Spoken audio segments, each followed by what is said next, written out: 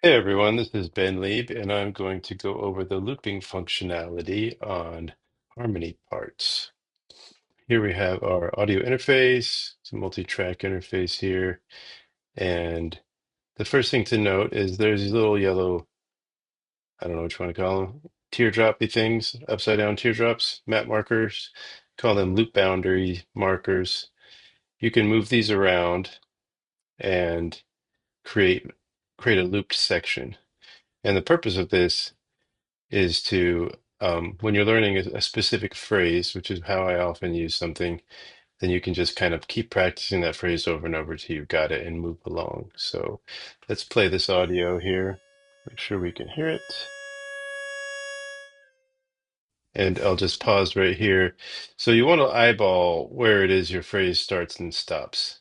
So it looks like the phrase is about to start right around here. You took my kisses. So I can move this to right around there, test You it, took my maybe a little further back.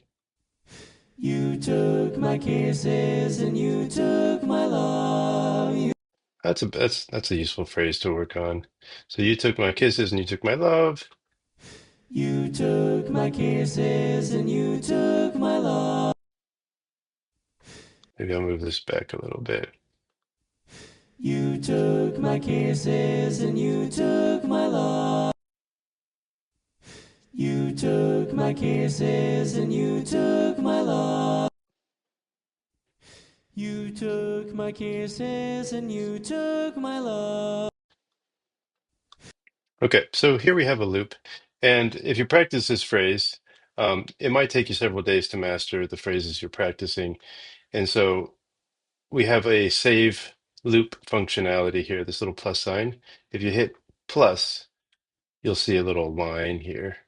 Um, and when it's red, it's called, well, it's basically in an active state. That's the loop we're working on. And if I click this to deactivate the loop, these little markers go back to where they were. And the purpose of that is so when you click, when it's deactivated, you can select it, and then that's where you'll be looping. You took my This makes a little bit more sense in the context of multiple loops. So if I were to, well, actually, when a loop is activated and you move these boundaries, it's actually going to adjust the loop. So we're going to deactivate the loop, create another loop somewhere else. So here, and we can create a loop here. Um, this reset, this little, you see this arrow? I hope you can see my mouse. If you click this to reset the markers, they go back to where they were. And here you see that we have two saved loops. And if I were to refresh my browser, kind of simulating coming back on another day, you'll see that the markers are still here. And in the current iteration of how this works, these are saved in the browser's cache and not actually on the server at the moment. It's kind of an experimental feature, so you'll have to have the same device to find your loops. So if you are listening to this on your laptop and then you go to your iPhone, at the moment, these are not carried over, so your iPhone won't have the loops, or vice versa. That could easily change, but kind of seeing if this is a useful piece of functionality at the moment. One thing to note is if you create an overlapping loop, for example, here's an existing loop right here, this blue one.